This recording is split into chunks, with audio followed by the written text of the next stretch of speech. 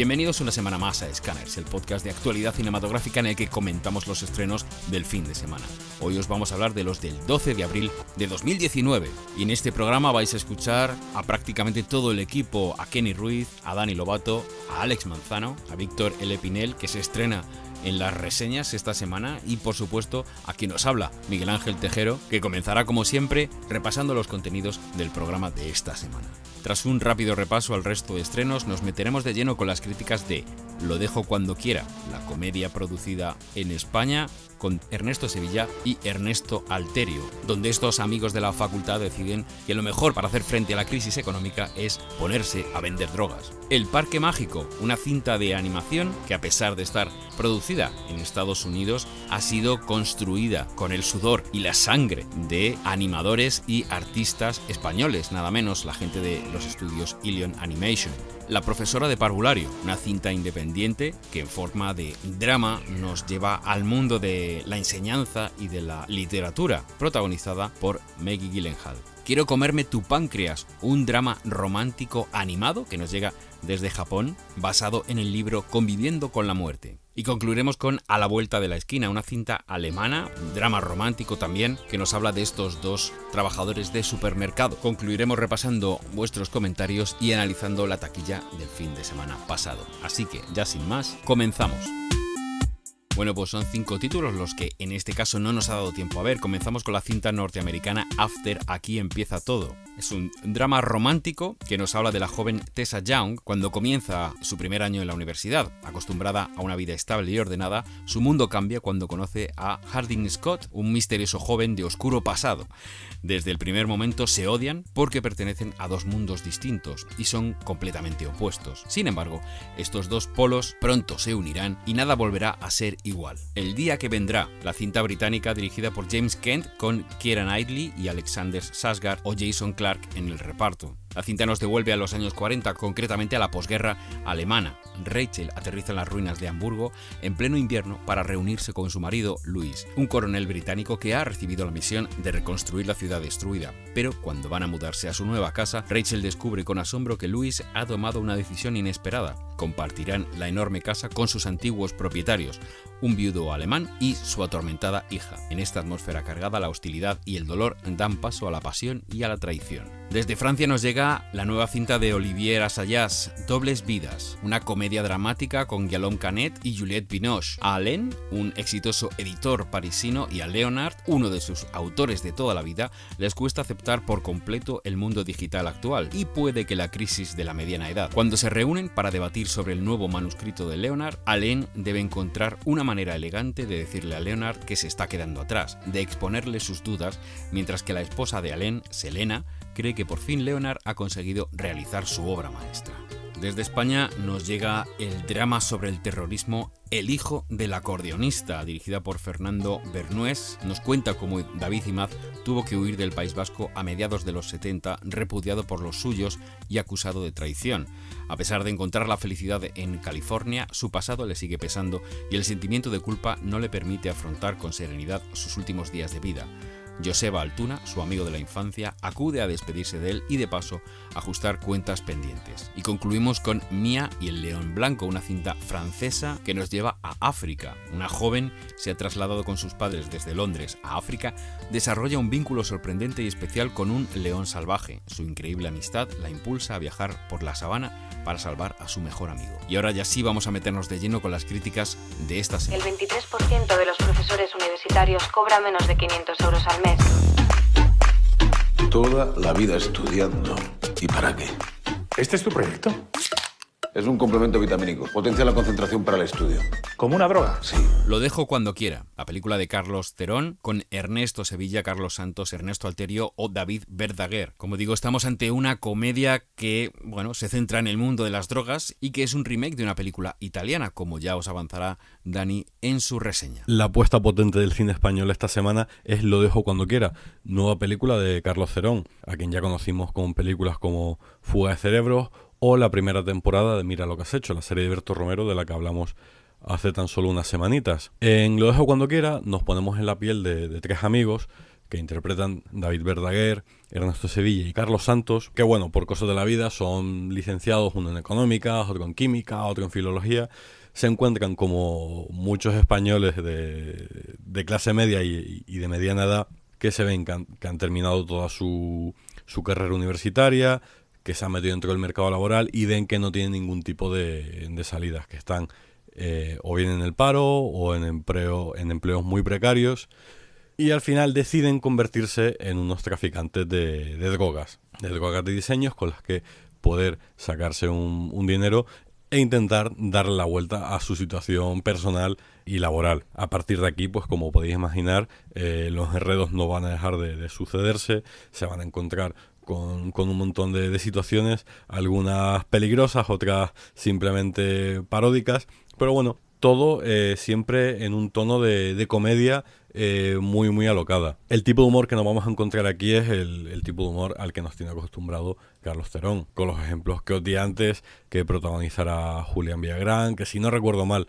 también la comentamos en su momento aquí. Películas como Es por tu bien, tiene mucho en común, lo dejo cuando quiera, con Es por tu bien. Aquí encontramos otra vez esa camaradería, esos tres personajes protagonistas que unen sus fuerzas por conseguir su objetivo, y entre medias eso, pues van conociendo a diferentes personajes que van a hacer que su travesía dentro del mundo del tráfico de drogas pues no vaya a ser tan idílica y tan cinematográfica como a ellos les gustaría pensar. Ahí, por ejemplo, destaca mucho el personaje de Ernesto Alterio.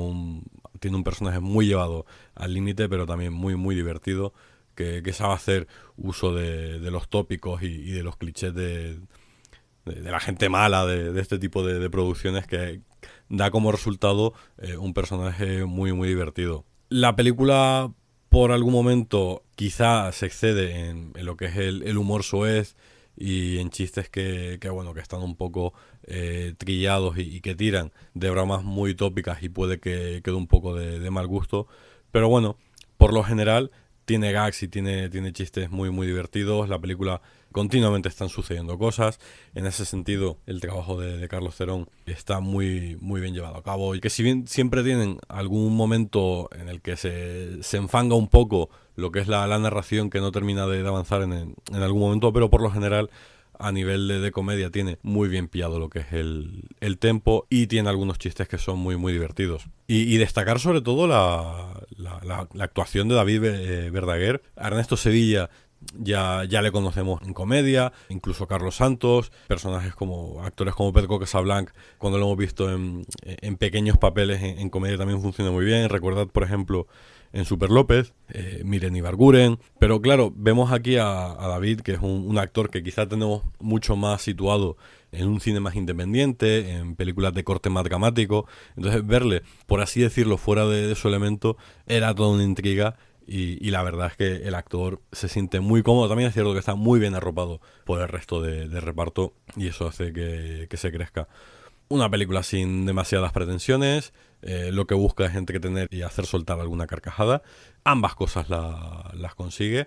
Es cierto que por momentos el humor puede no ser del gusto de todo el mundo, puede caer en ese punto soez que comentábamos al principio, pero por otro lado tiene puntos muy, muy divertidos, y hay que tener en cuenta, para poder entrar a lo que es el juego que propone Carlos Terón, que el humor siempre se va a intentar llevar al límite. Tenemos unos personajes, una situación personal y un planteamiento muy anclado en la realidad, que ayuda a que nos podamos identificar con el conflicto y con la situación de los personajes, pero en el momento de llevar el humor tienden a ir hasta sus últimas consecuencias, con puntos, como digo, muy divertidos, y otros en los que quizás no entremos tanto. Pero con todo, una comedia muy disfrutable, muy entretenida, y de la que si después os quedéis con ganas, sabed que es un remake. No he tenido la oportunidad de ver la película original, pero en boca de sus guionistas y del propio director, al parecer esta película va por otros derroteros, coge al final lo que es la idea base, pero tira por un terreno completamente distinto. Así que podría ser un ejercicio interesante, si os apetece, si os animáis, comparar ambas películas y valorar el distinto tono de cada una.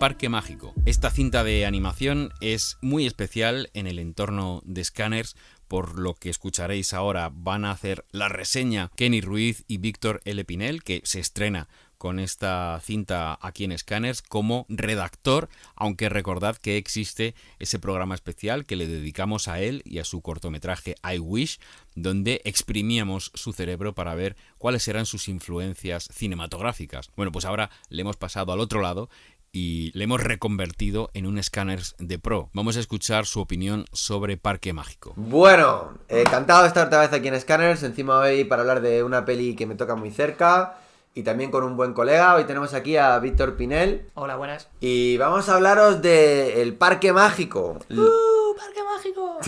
Hostia, cómo ha molado eso.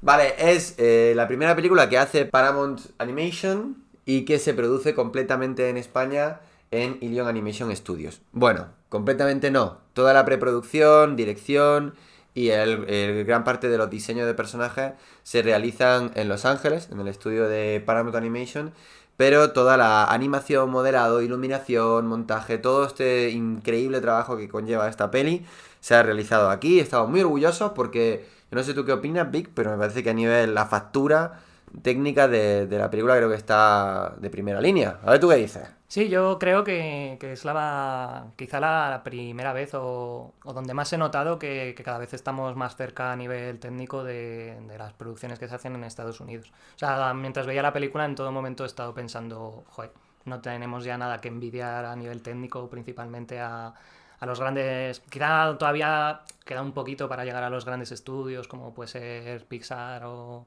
DreamWorks, pero sí a lo mejor a los nuevos estudios que han ido surgiendo estos últimos años en Estados Unidos, que tienen una calidad muy buena y que creo que desde España nos estamos ya igualando. Sí, la verdad es que además que como es una peli que tiene tantísimos retos, porque tiene todo lo difícil, tiene multitudes, tiene mogollón de animales con pelicos, tiene, bueno, los escenarios son inmensísimos, la grandiosidad de todo está a la orden del día. Y bueno, muy colorida, muy explosiva, muy divertida, tiene un ritmo frenético. ¿Quizá demasiado? Quizá demasiado, ahora hablamos un poco de todo eso. Pero vamos, yo creo que como mínimo está a un nivel de calidad que va a entretener a todo el mundo y sobre todo al target infantil ante todo. Lo que pasa es que volvemos a un segundo capítulo de la vida de Kenny el Blandito. Porque claro, te ves el tráiler o el cartel de esta peli y sale un oso azul todo majo con un monete y tal y te piensas que esto va a ser alegría y chispillas y es un puto dramón. O sea, a los 10 minutos ya estaba llorando como una magdalena. O sea, ¿qué me ha pasado, Víctor? Me he estropeado. O sea, yo creo es el Parque Mágico, con todos los colegas hablándonos de que estaban haciendo montañas rusas y no sé qué, yo creía que esto iba a ser toda alegría. Y contamos la historia de June, que es una muchacha que tiene mogollón de imaginación y tiene un juego con su madre de que juntas van imaginando un parque mágico, un parque de atracciones mágico, que van dibujando y cuando Jung es un poquito más mayor, ella misma lo va construyendo con juguetes y tal, todo muy guay, todo muy entusiasta y creo que la parte que más me gusta de la peli, porque explican las reglas del juego, ya sabéis que esto a mí me obsesiona mucho, en las que se va a desarrollar la película, te lo explica muy bien, qué tipo de relación van a tener los personajes fantásticos con los personajes de la realidad y el carácter de June, que enseguida me encantó porque es muy original. Es una niña que se sale mucho del canon de héroe de película infantil porque no es especialmente... bueno, no es perfecta. No es la niña mona, guapita, no sé, que llama la atención y además es como aplicada, la que organiza a todos los vecinos, tiene una labor casi de productora de todas las movidas que se montan en el barrio y todo esto me tenía como entusiasmado hasta que la madre de Jung enferma. En una secuencia que tengo que decir que creo que es lo mejor de la peli. Es asombrosa, tío. Es asombrosa. Yo ya la había visto en el Festival de Mundos Digitales el año pasado. Pusieron una charla de Ilion y pusieron un trocito y justo vi esa secuencia y me quedé flipado. Me quedé diciendo, wow, qué guay. Que me quedé sobre todo con muchas ganas de ver esta película. Y quizá lo que más pena me ha dado es que eso es lo que más me ha gustado y ya lo había visto. Y ocurre muy al principio de la película, que quizás es lo que más le puedo reprochar a la peli, pero vamos luego a la parte más de análisis. Por ahora vamos a continuar hablando No, de la pero trama. está bien metido, pero es que es verdad que vas con un ritmo muy fluido hasta que llegas a esa secuencia de la que estamos hablando, que está increíblemente bien narrada. Es que ya no estamos hablando de la parte técnica, es que tiene una abstracción de los sentimientos de esta niña y una manera de demostrarlo y de explicártelo que, bueno, ya está, yo empecé a llorar. Fue como, ¿qué me ha pasado? ¿Qué me ha pasado? Pero si yo antes no lloraba ni en que me pellizcara. Es cuando vengo de invitado. Cuando vengo de invitado sale el Kenny Blandengue, porque el Kenny en Blandengue, el programa tío. Exprimiendo Cerebros que hicimos, También me puse confesaste tus Blandengue. sentimientos. Tienes razón, tío. Algo me está pasando, Scanners me está cambiando, no sé si me gusta. Pero bueno, el caso es que a raíz de esa película, bueno, Jung decide renunciar por unas razones muy bien explicadas que creo que no contaremos para no hacer spoiler, pero ella decide renunciar a esto del parque mágico. Y azares de la vida, estas cosas que suceden, acaba perdida en un bosque y descubriendo que ese parque mágico en el que jugaba, de alguna suerte de magia, se ha creado o existe realmente, y todos esos personajes que ella y su madre habían imaginado juntas están allí inmersos en una batalla en la que alguna parte de esos animales están intentando destruir el parque y ella se involucra para intentar salvarlo. Más o menos hasta aquí podemos leer. Lo que pasa es que a raíz de ese momento de que Jung llega al parque, estamos en un momento dramático profundísimo. Yo creo que el personaje está muy, muy, muy hundido. Y yo como espectador estaba verdaderamente triste. Me preguntaba cómo iban a sacarnos de ahí.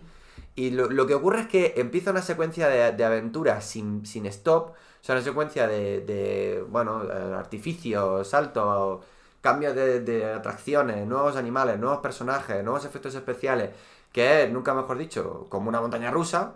Pero que tampoco acaba realmente de ser alegre o positivo en ningún momento. Es como una persecución, una huida hacia adelante continua, que yo todo el rato arrastré en la peli como una especie de desazón.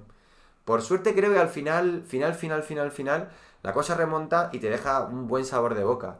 Pero tiene un tono dramático, incluso desesperado, toda esta parte, para mí. ¿Tú qué opinas? Yo quizá no he notado tanto ese pozo emocional en el que parece que te sumió a ti esta secuencia inicial que comentábamos. Tampoco tengo la sensación de que esté en un momento muy bajo cuando empieza a arrancar la acción, pero lo que sí que noté y que para mí es un error, a mí me afectó negativamente, es que tiene un frenetismo desmesurado y sin pausa. Y yo creo que eso es un error. Creo que el cine necesita de momentos tensos, necesita de intensidad, pero también hace falta descansar de vez en cuando para que el espectador se dé cuenta de que esos momentos tensos estaban siendo tensos. En esta película me da la sensación que desde que entramos al segundo acto empieza una vorágine de acción desmedida que llega prácticamente hasta el tercer acto. Luego en el tercer acto, al principio hay una pausa que a mí no me corresponde. O sea, yo llevo todo el rato pidiendo una pausa, pero cuando de repente llega esa me parece anecdótica.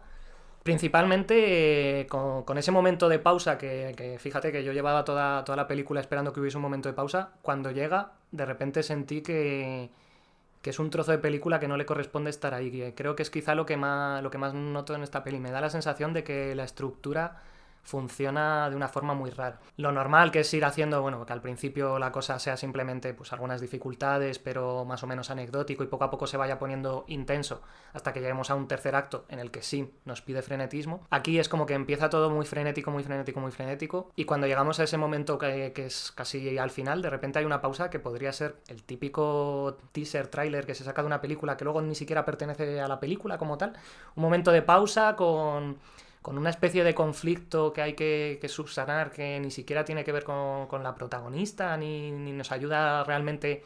Lo utilizan para avanzar en la trama, pero de una forma muy, muy anecdótica, y que quizá podrían haber hecho ese avance utilizando al personaje principal, que para eso está.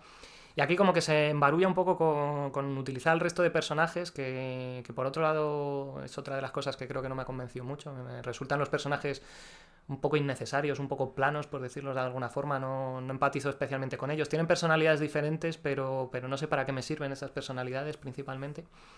Y eso, como que al final te queda un ritmo extraño en el que primero es muy frenético, luego hay unas pausas raras que no te están contando nada a nivel emocional, que por lo general cuando haces una pausa es para que descanse la acción y llegue la emoción. Pero en esta pausa no llega la emoción, en esta pausa simplemente se para la peli y luego pues ocurre el final. Y ahí a mí es donde más me sacó. A nivel técnico me ha parecido todo genial, me ha gustado todo.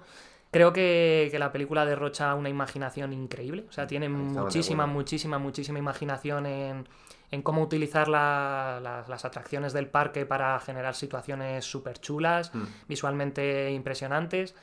Pero creo que todo eso lo desarrollan más durante el segundo acto. Tienes una escena apoteósica que podría haber sido el clímax de la película, que está hacia la mitad de la peli, y que eso al final hace que duela que cuando llega al final dices, joder, no ha sido tan impresionante quizá.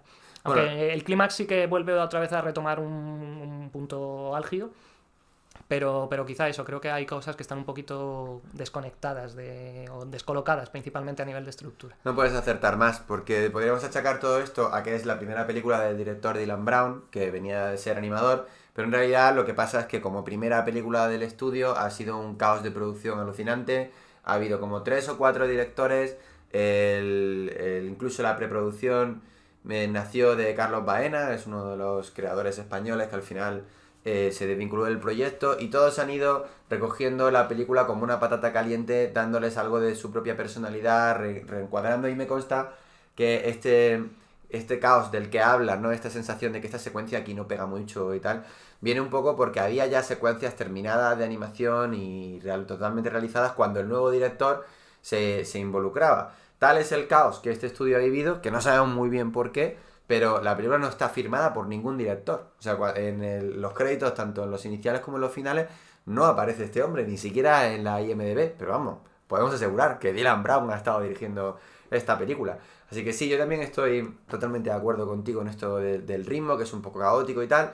Y sobre todo en lo que dices de los personajes, porque yo creo que aunque bueno, hay muchos de ellos que son solamente secundarios que te sacan del paso y ya está, lo peor son los diseños de personajes, que creo que igual Boomer, el oso azul sí que es carismático, pero el mono que se supone que tiene que ser... Lo odio.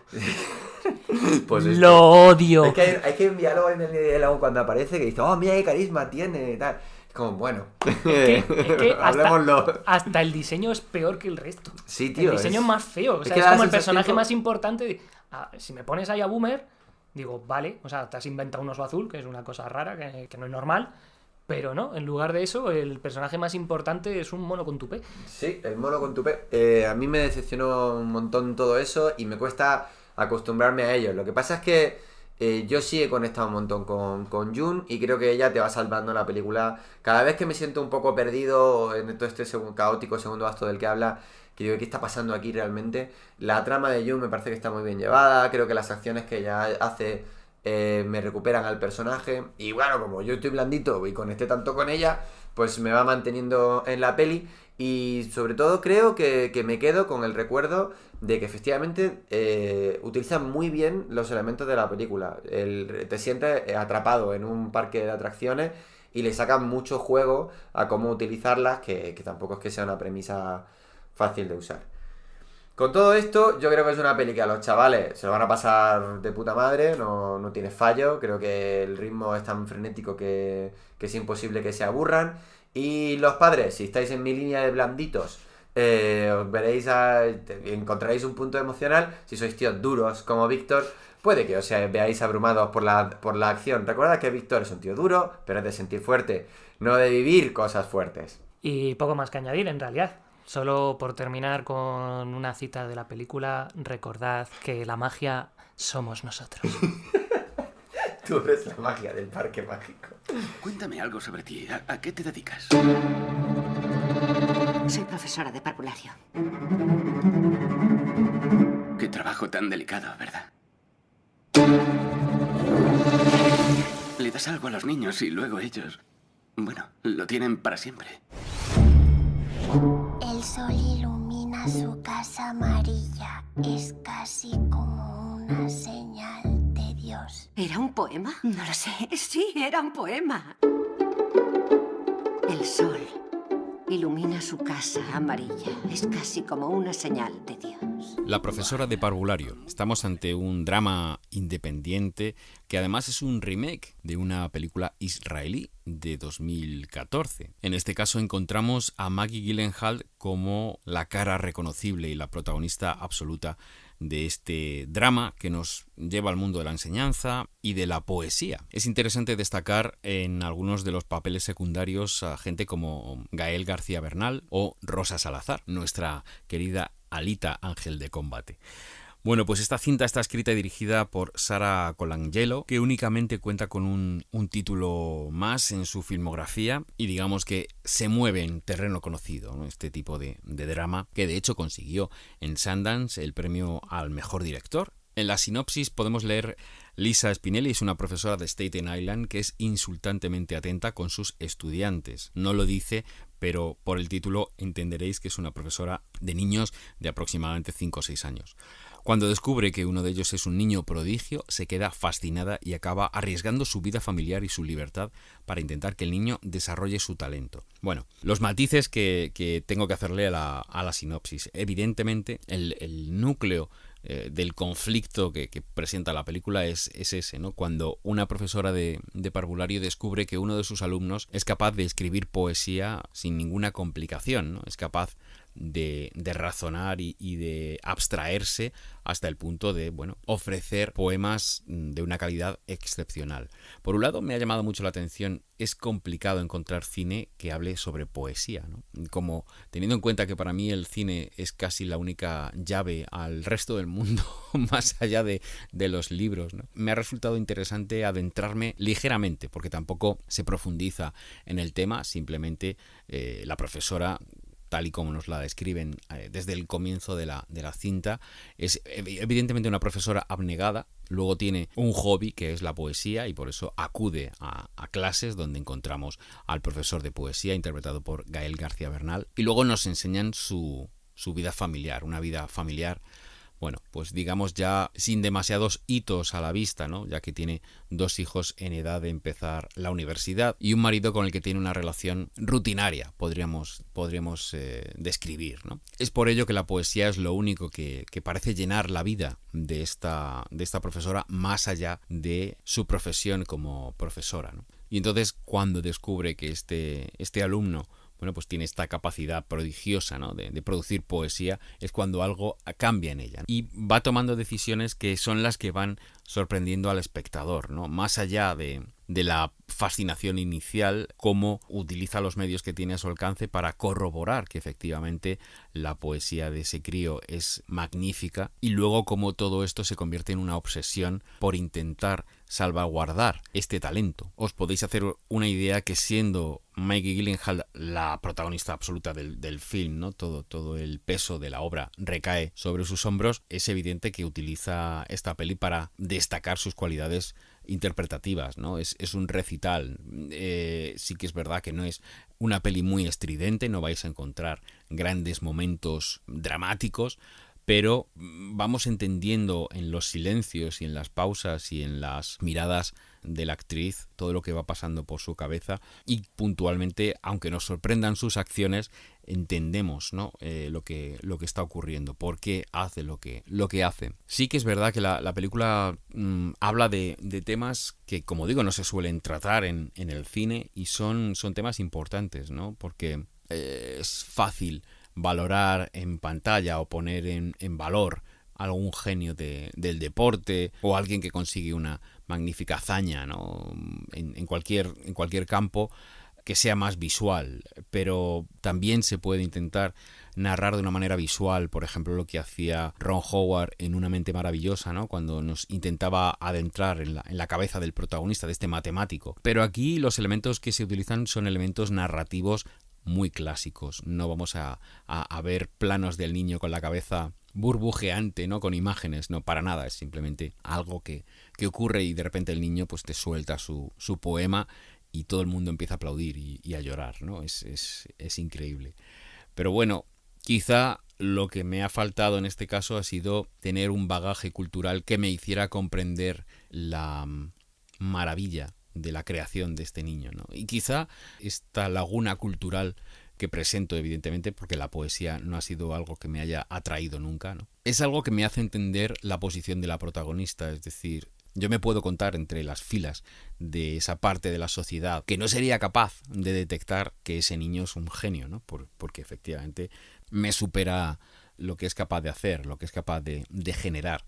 Y por lo tanto la angustia de esta persona cuando ella sí es capaz de entender lo que ocurre y de valorar ese talento es más que evidente. Es que efectivamente ese chaval va a seguir siendo un niño normal y no se le va a tratar, digamos, no se le va a nutrir como debiera, teniendo en cuenta que efectivamente parece que es un genio, ¿no? Y este es un poco el dilema moral al que se enfrenta la profesora, ¿no? Es todo lo que va haciéndola tomar decisiones arriesgadas, ¿no? Con respecto a la educación del niño y con respecto a su vida, ¿no?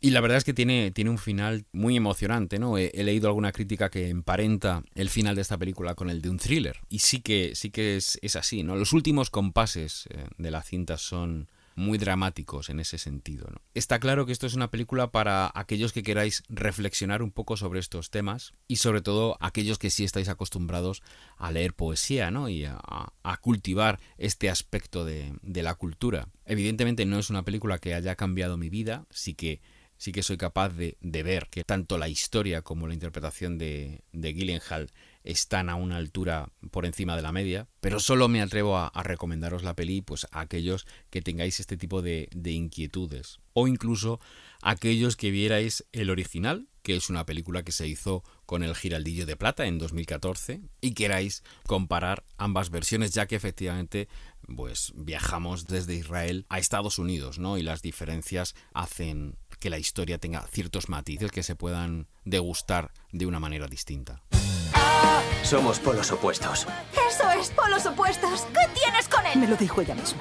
Mi páncreas se muere. Oye, hoy hay otro sitio al que me gustaría ir antes de morir.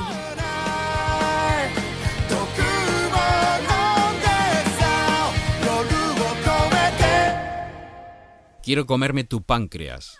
Bueno, pues evidentemente el título es muy llamativo, pero voy a dejar que sea Víctor el que os explique de dónde viene esto y por qué no nos debemos alarmar. Estamos ante una cinta que trata la enfermedad, la amistad, drama romántico, es el tono que podríamos darle a esta película de animación que nos lleva a Japón y nos devuelve a la adolescencia. La verdad es que tiene muy muy buena nota entre las distintas críticas a las que puedo tener acceso aquí, ¿no? Pero vamos a dejar que sea Víctor quien nos hable de la cinta, aunque evidentemente vais a escuchar a Kenny Ruiz y a un servidor también por ahí de fondo. Pues sí, nos encontramos ante el primer largometraje de Shinichiro Ushijima, que por lo que he estado viendo había dirigido creo que 3 episodios de One Punch Man.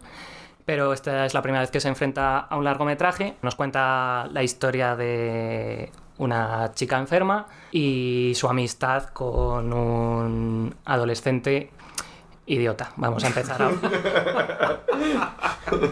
Que también es un tipo de enfermedad. Vamos a empezar hablando claro. Es básicamente la historia de una relación sobre cómo una chica que está enferma entra en contacto con el clásico chico de anime marginal que no se relaciona con nadie, que es muy, muy, muy, muy para adentro. Y un poco cómo se va desarrollando esta relación entre ellos dos, con una forma de ser muy, muy, muy diferente. A pesar de ser ella la que está gravemente enferma, pues es ella la que tiene como el optimismo y el buen humor, y él pues tiene cara de estar muy enfadado todo el rato. Es una película que posiblemente lo primero que piensa sobre ella es: quiero comerme tu páncreas. ¿Qué significa esto, no? Quizás si te hablan de esta película, que la primera reacción que tienes es pensar que es una película de serie B donde vas a ver un perro zombie comiéndose a tu vecina, pero sin embargo es una historia bastante pastelosa. Bueno, si veis el cartel de la peli salen un montón de cerezos en flor, que es marca de la casa así en Japón en general. Marca romántica Japón. Claro. No te puedes enamorar si hay un cerezo en flor cerca. Correcto. Y bueno, la película, tengo que decir que el nombre, por bizarro que suene, al final acaba resultando hasta emotivo y bonito. O sea, ahí detrás de este nombre hay una especie de historia, que bueno, creo que puedo hablar de ello porque se plantea básicamente desde el principio, que es una especie de leyenda, de costumbre japonesa, que dice que cuando alguien está enfermo, por ejemplo, estás enfermo del corazón, si comes el corazón de un animal que esté sano, tu corazón sana.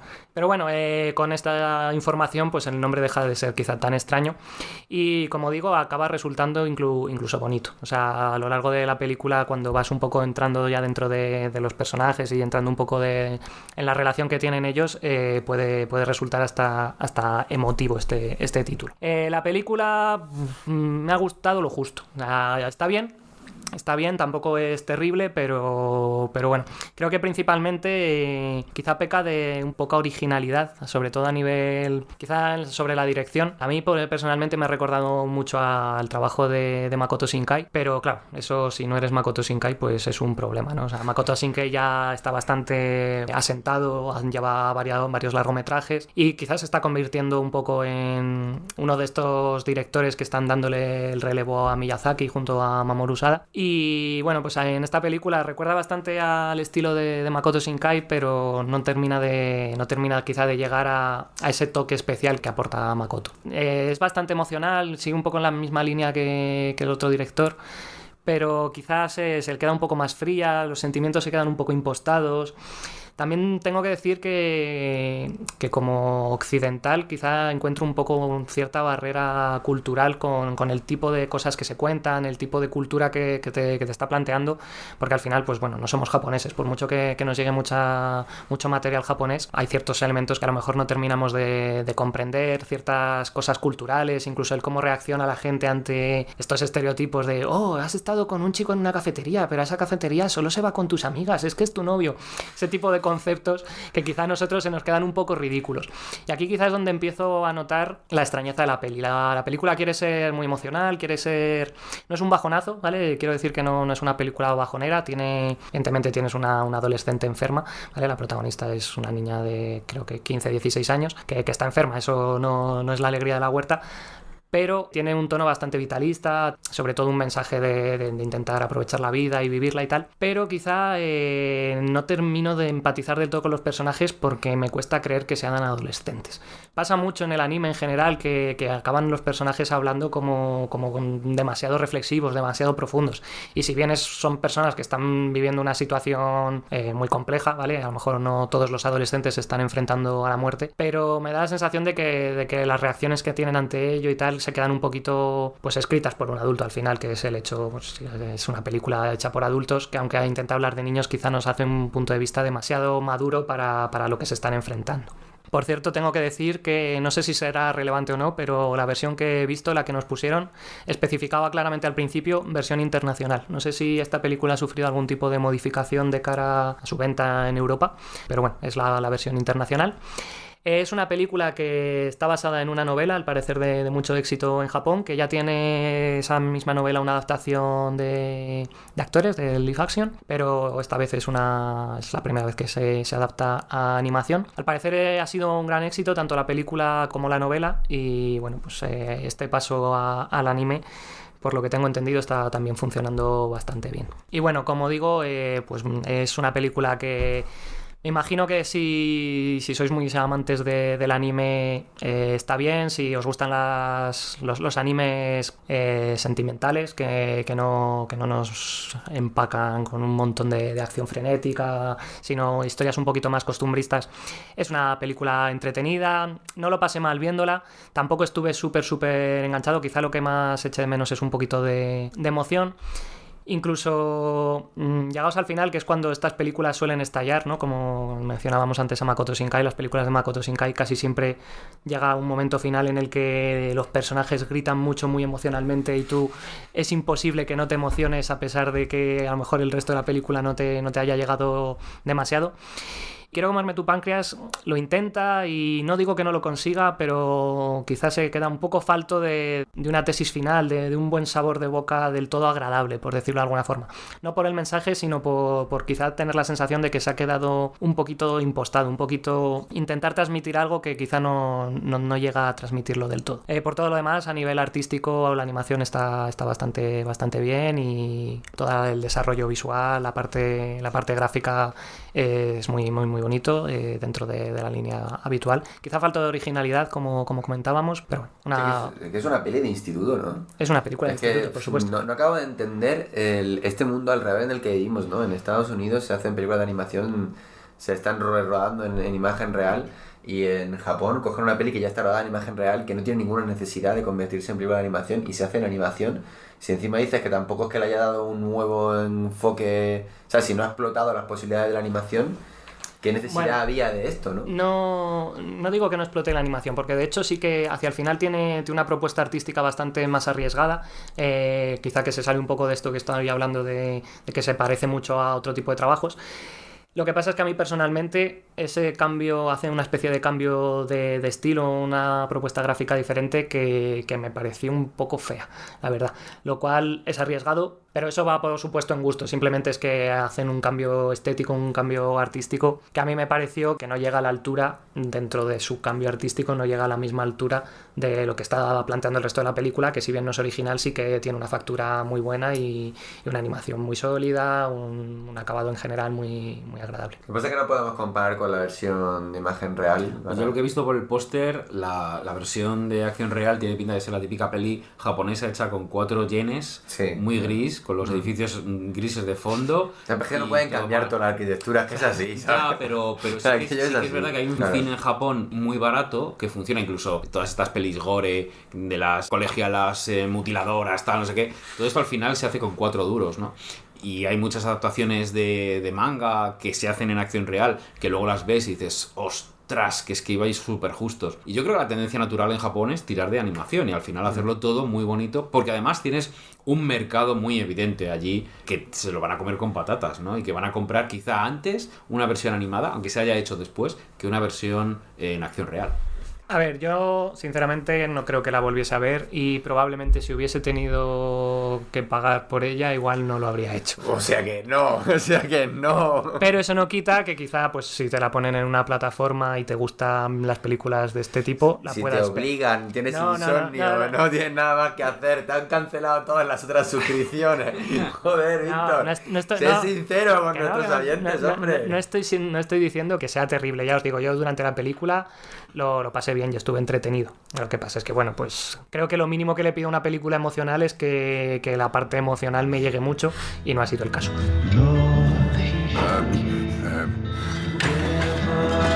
Creo que ella te gusta. Desde hace tiempo. ¿No quieres invitarme?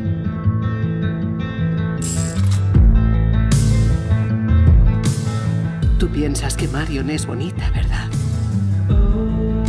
Solo tomamos un café. Le gustas de verdad. A la vuelta de la esquina, una cinta alemana de Thomas Schuber que en forma de drama romántico nos habla de estos trabajadores del supermercado. Vamos a escuchar a Alex Manzano. Bueno, y por fin se estrena, y mejor tarde que nunca, una de las pocas películas que me gustaron la pasada Berlinale, bueno, de 2018, que es In the Aisles, en que traducido literalmente es En los pasillos, que aquí han traducido como A la vuelta de la esquina. Bueno, no entiendo bien esa traducción, porque creo que En los pasillos es un título bastante simbólico, incluso muy bonito, pero bueno, pues cosas que pasan. Esta película alemana, este drama alemán, es la típica película que cuando ves en el catálogo de la Berlinale que está en competición piensas, esto solo está aquí porque es alemán y tendrán subvención o tendrán ayuda y hasta cierto punto pues tiene que haber una cuota, digamos. Y encima la programaron el último día y tenía una estrellita, que es Sandra Hüller, que bueno, aquí no es una estrella, es la protagonista de Toni Erdmann, pero que allí en Alemania pues tiene bastante nombre, digamos, ¿no? Y claro, y Frank Rogowski, que también allí es bastante famoso, que es como el Joaquin Phoenix alemán, que es el protagonista de una película llamada In Tránsito, de la que hablé ya hace un año. Es una película muy bonita, es una película muy especial y que tiene una sensibilidad súper especial y sobre todo es mucho menos fría de lo que parece, ¿vale? Esta película cuenta la historia de un hombre que se llama Christian, que se incorpora a trabajar en un supermercado y allí se enamora de otra mujer que trabaja allí, una reponedora, que está casada. Entonces esto supone un poco, evidentemente, pues una complicación. Lo único que ella vive una relación matrimonial bastante complicada. Suena muy paródico el hecho de que se ambiente un drama en un supermercado y que ambientes una película de amor en un supermercado, por eso se llama En los pasillos.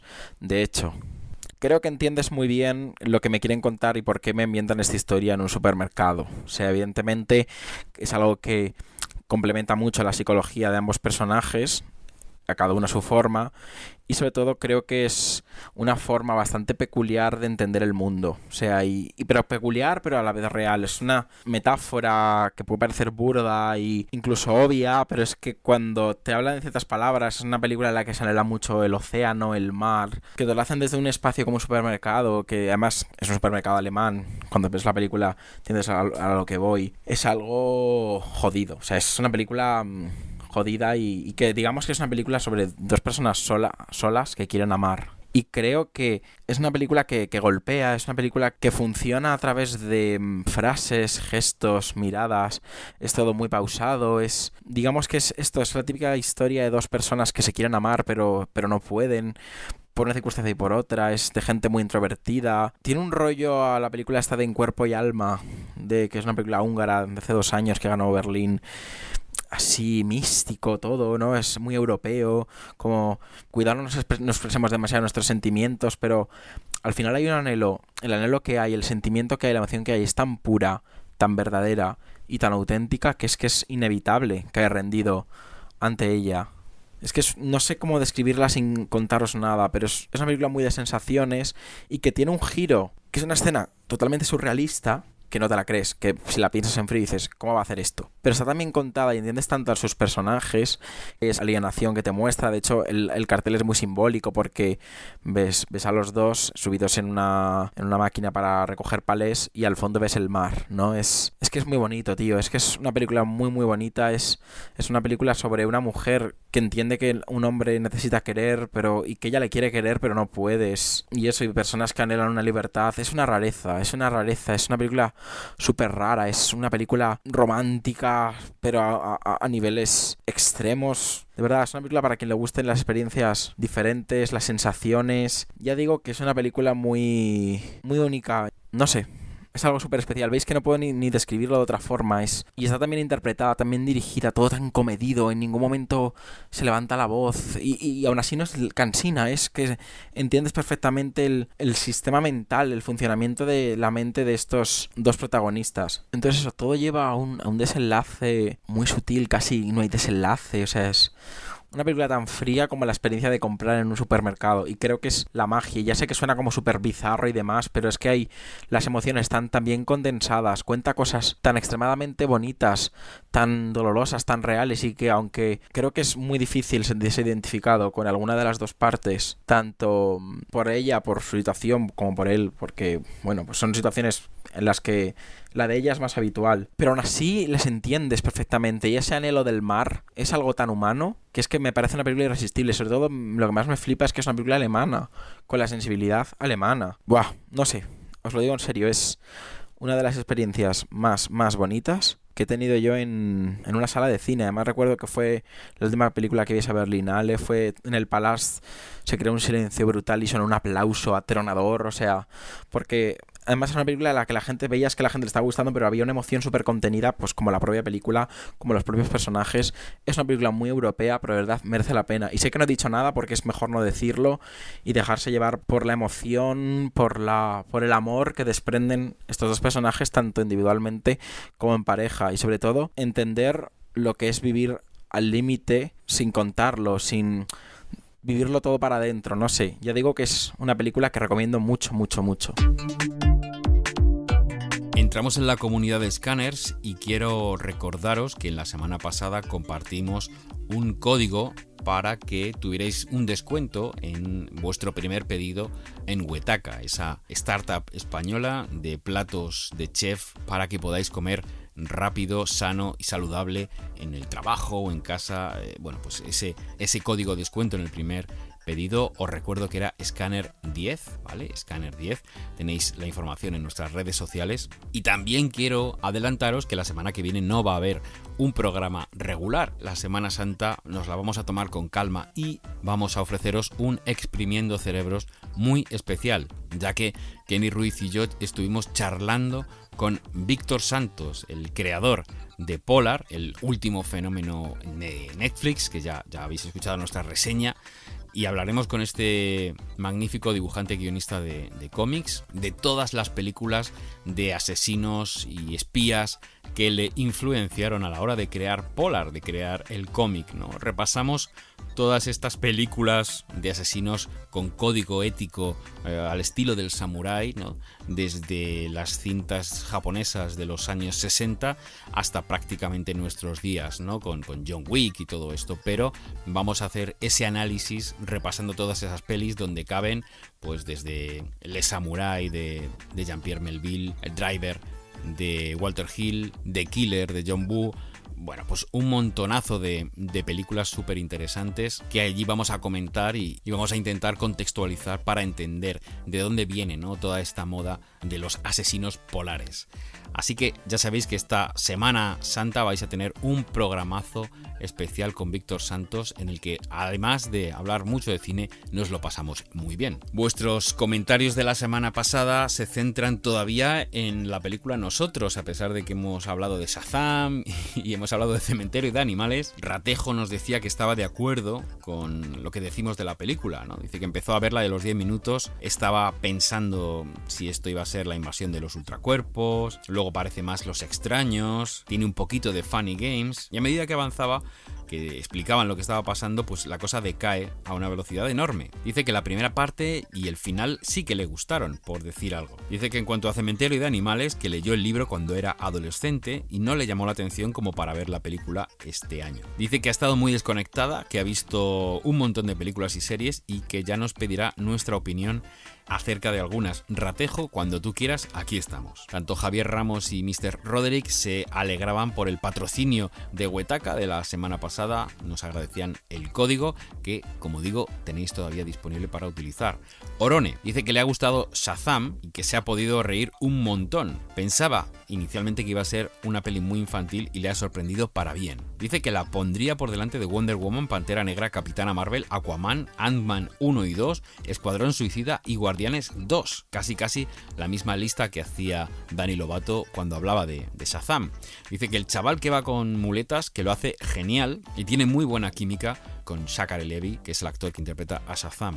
César Eduardo Ardiles nos recomendaba la película Utoya, una película que trata cómo se afronta un atentado, los miedos, salvar el propio pellejo y la trágica ironía de ese final. Dice que de Love, Death and Robots, la serie animada antológica de Netflix, se queda con Three Robots y Beyond the Aquila Rift. Dice que también está viendo la versión de En los límites de la realidad, producida por Jordan Peele, y por ahora dice que se queda con esta nueva versión de Terror a 37.000 pies. Todo un clásico que la verdad yo estoy deseando echarme a la cara. Orone vuelve a la carga para decirme que este fin de semana había visto Hobo with a Shotgun. Dice que la comentamos hace bastante en el podcast y la apuntó en su lista de pendientes. Dice, menos mal que no la vi con mi mujer, aunque le ha parecido curiosa. El director, según él, Jason Eisner, también está en Trailer Park Boys. Dice, ¿podéis comentar algo sobre esta serie animada o película? ¿Qué tipo de humor tiene? ¿Qué demonios es esto? Dice que se la han recomendado y no sabe por dónde empezar. Si hay que seguir algún orden, si merece la pena. Bueno, pues el tema es que nosotros sobre Trailer Park Boys no te podemos hablar porque es una serie, en principio, que no nos ha llamado la atención. Está todo en Netflix. Y es muy curioso porque en principio es una serie de acción real, pero hace muy poquitos días se ha subido una versión animada. Tenemos episodios de Trailer Park Boys también en Netflix. Entonces, lo que hemos hecho, Orone, es intentar reclutar la ayuda de alguien que es un experto en esta serie, ¿vale? Ya sea porque nos envíe su opinión por escrito, como que podamos grabar con él. Bueno, pues para el próximo especial de Scanners, donde nos centremos en material de streaming, en Netflix, estamos viendo ya alguna serie que se estrenará el mes que viene. Ahí intentaremos contar con la opinión de alguien que sí se ha visto esta serie, porque es muy probable que haya parte de la audiencia que quiera saber, así como tú, si Trailer Park Boys merece la pena o no. Yo sí os puedo adelantar que he empezado a ver Lo que hacemos en las sombras, la serie de HBO basada en la película de Taika Waititi y Jemaine Clement, ese magnífico falso documental que si no habéis visto os invito a que lo disfrutéis ya. Y bueno, se han hecho públicos un par de episodios. Yo, sé que me la voy a tragar con patatas porque es muy divertida y nunca defrauda. Si queréis ya hablaremos más detenidamente de Lo que hacemos en las sombras. Bueno, pues la taquilla no deja de tener cosas curiosas. En la quinta posición encontramos a la Capitana Marvel, que lleva 5 semanas en cartelera, 517.000 euros. En la cuarta posición, la película de Pedro Almodóvar, Dolor y Gloria, que con 3 semanas en cartel, este fin de semana ha logrado 679.000 euros. Cementerio de Animales, de la semana pasada, se queda con la tercera posición y 808.000 euros. Y la sorpresa llega con que la segunda posición es para Shazam, también de la semana pasada, con 1.500.000 euros, porque Dumbo sigue estando en la primera posición en su segunda semana en cartel con 2.800.000 euros. Y ahora todos os preguntáis, ¿por qué Disney sigue haciendo remakes de acción real de sus clásicos animados? Porque dan un dineral, amigos. Y la gente, digamos que la burbuja de Twitter a la que yo tengo acceso está poniendo a caer de un burro el remake del Rey León. Y sin embargo, cuando yo subo el tráiler al Facebook de Scanners, hay un buen montón de gente que lo comparte porque la gente está deseando ver estas cosas. Es un fenómeno inexplicable para algunos, pero irrefrenable e irresistible para una gran mayoría. Y la prueba la tenéis aquí. O sea, yo no vería Dumbo ni a tiros porque sé que lo voy a pasar como el culo. Y hay gente que no deja de ir al cine a ver esta historia, ¿no? Digamos que lo positivo que saco es que Tim Burton, que es un tío que, como ya dije hace varios programas, creo que está acabadísimo, pero al que le tengo muchísimo aprecio, pues quizá encuentre en estos grandes éxitos que le brinda Disney la oportunidad de hacer películas interesantes, ¿no? Yo creo que después de que dirigiera Alicia en el País de las Maravillas para Disney, que digamos fue la punta de lanza de estos remakes de acción real, se ha permitido hacer películas interesantes, ¿no? Como Big Eyes, o por ejemplo la versión animada de Frankenweenie, que de alguna manera no dejaba de ser también un producto bastante potable, ¿no? Dejemos Sombras Tenebrosas y Los Niños Peculiares de Miss Peregrine, pues dejémoslo para otro día. Sigue pendiente el tema de Beetlejuice 2. Lo último que ha dicho Tim Burton precisamente en la promoción de Dumbo es que la cosa está muy apagada, muy apagada. Yo, sinceramente, ¿qué queréis que os diga? Para que nos hagan un título mediocre, yo prefiero quedarme con el Beetlejuice de toda la vida, que es un clásico inapelable, ¿no? Es un clásico que no tiene contestación ninguna, ¿no? Y además me daría mucho miedo que hiciera un Beetlejuice 2 que diera pasta y se dedicara a hacer segundas partes de Eduardo Manos Tijeras, de Mars Attacks, de Pesadilla antes de Navidad. Me horroriza pensar que podríamos estar ante una batería de secuelas de pelis de Tim Burton facturadas solo para sacar pasta, ¿no? Así que, bueno, no sé cuál es vuestra opinión de Tim Burton y el momento que está viviendo ahora. Ya os he dicho que la semana que viene tendréis ese programa especial Exprimiendo Cerebros con Víctor Santos, donde hablaremos de asesinos polares. Recordad que estamos en Facebook /podcast.scanners y en Twitter @pscanners, donde nos tenéis que compartir con absolutamente todo el mundo para hacernos llegar lo más lejos posible. Y da igual en la plataforma que nos escuchéis, en iVoox, en Spotify, en iTunes, en YouTube. En todos los lados tenéis un pulgar hacia arriba. En todos los sitios podéis poner 5 estrellas y ponernos por las nubes, ¿vale? Eso es lo que necesitamos para llegar a cuanta más gente, mejor. En este programa habéis escuchado a Dani Lobato y Alex Manzano, que ya sabéis podéis encontrar en La Noche Americana. Habéis escuchado a Kenny Ruiz, a quien podéis encontrar en ese pedazo de podcast que es La Hora Random. A Víctor L. Pinel le podéis encontrar en las redes, por ejemplo en Instagram, si buscáis Víctor L. Pinel, ahí encontraréis pues una gran muestra de su trabajo y de su trayectoria. Recordad que toda la música que habéis escuchado en el programa está compuesta y producida por el grupo Altavista y que yo soy Miguel Ángel Tejero, que me podéis escuchar en Campamento Krypton, el mejor podcast de cultura pop que existe actualmente, que tiene su versión radiofónica todos los jueves a partir de las 9 en Radio 3, en Efecto Doppler, el programa dirigido por Laura Barrachina, donde los kryptonianos hablamos de lo que más nos gusta. Así que ya sin más nos escaneamos la semana que viene. Adiós.